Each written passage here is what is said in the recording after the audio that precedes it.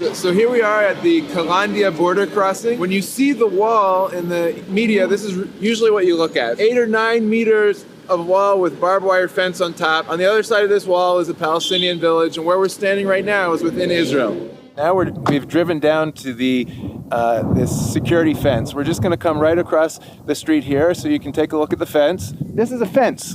97% of the fence looks exactly like this. It's not much of a wall, is it? If the point of the security fence was actually ethnic separation, this fence did a terrible job. Because you have 350,000 Jews living on the predominantly Palestinian side of the fence, 1.5 million Arabs living on predominantly the Israeli side of the fence. It doesn't separate anybody ethnically, and frankly, it's not a wall. We'll take you to see some places where there is no fence between the Palestinian Authority and Israel. Now I'm standing in West Jerusalem on the Israeli side, and what you see behind me right here is Mount Zion, which is part of the old city.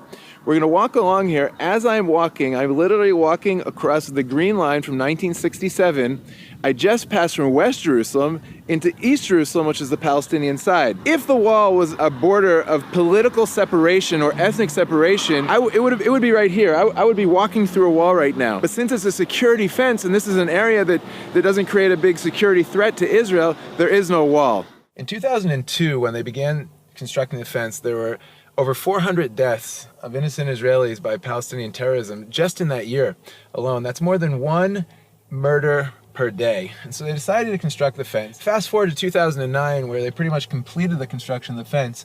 Those numbers dropped by 99.8%. Unfortunately, that year, 8 Israelis were murdered through Palestinian terror. Basically, with the fence we live, without the fence we die. So it's just built to save lives, to protect the security of Israel, based on areas that are more dangerous statistically. The next time somebody brings up the wall, just remember, it's not a wall of ethnic separation, it's not a wall of apartheid, it's a security fence. And as long as there's terrorism, as long as people want to infiltrate Israel and murder innocent citizens, it's a precaution that we have to take. It's ugly, it's nasty, it's actually a monstrosity on our landscape.